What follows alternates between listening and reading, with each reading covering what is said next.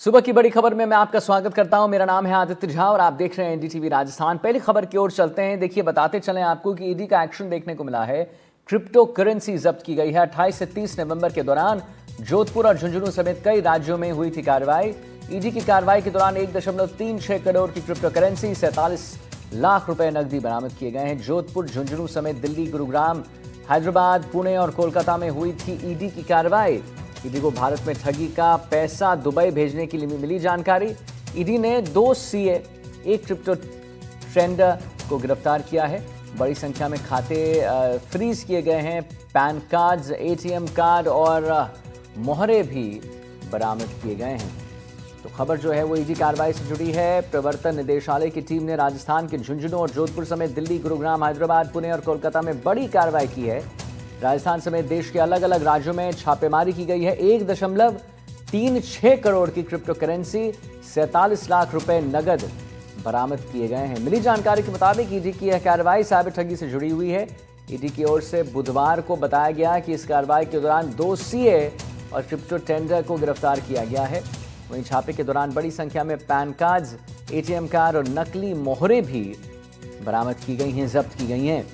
ED की ओर से कहा गया कि कुल 13 परिसरों में 28 से 30 नवंबर तक तलाशी अभियान चलाया गया और इस दौरान आपत्तिजनक दस्तावेज, chequebook, ATM cards, pen drives, PAN cards, digital हस्ताक्षर, ट्रस्ट वॉलेट के गुप्त कोड बरामद हुए हैं। कार्रवाई के दौरान अलग अलग बैंकों के खातों को फ्रीज कर दिया गया है और ईडी को भारत में ठगी का पैसा दुबई में निकाले जाने की खबर मिली है। बताया यह भी जा रहा है कि मुख्य आरोपी सीए अशोक कुमार शर्मा के परिसर में तलाशी कार्रवाई के दौरान ईडी की टीम पर हमला किया गया और परिसर में प्रवेश करने से बलपूर्वक रोका गया। ईडी की शिकायत पर दिल्ली पुलिस ने एफआईआर दर्ज किया है और इसके बाद दिल्ली पुलिस ने अशोक कुमार शर्मा के भाई राधे श्याम शर्मा नामक एक व्यक्ति को गिरफ्तार कर लिया है, जो फरार अभी फिलहाल बताया जा रहा है।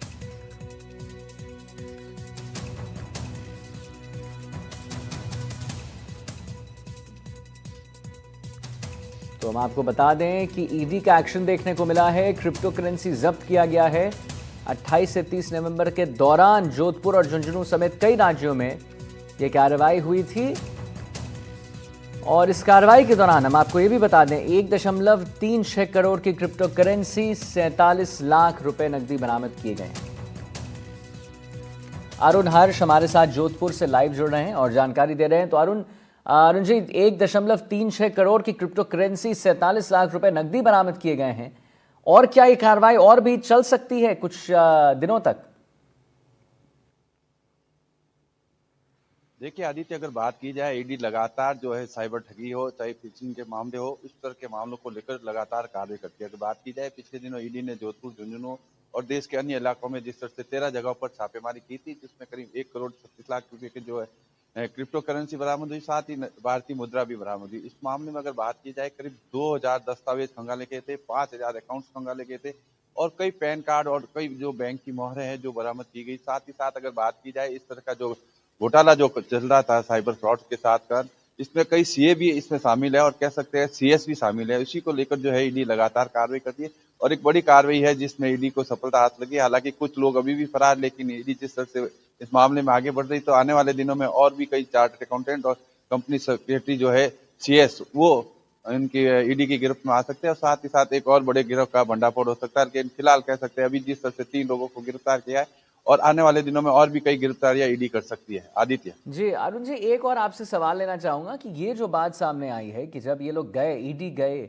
वो सीए के घर में, तो बलपूर्वक इन्हें रोका गया, इन्हें अंदर आने की अनुमति नहीं दी गई। अनुमति क्या, इन्हें अंदर आने नहीं दिया गया, बलपूर्वक इन्हें रोका गया। तो वो क्या प्रकरण था, वो कैसे हुआ, हमारे दर्शकों को जरा बता दीजिए।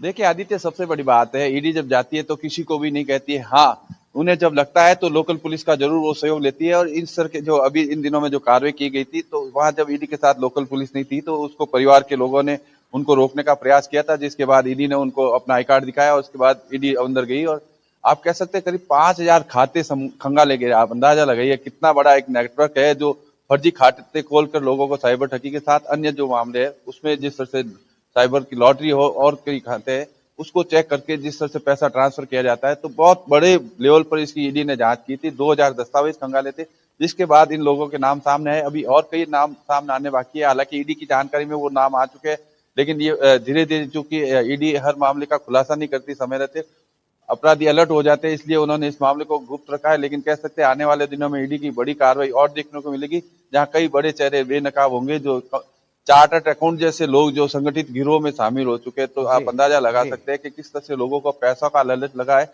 और किस तरह ठीक। से वो लोगों को ठग रहे हैं, आदित्य।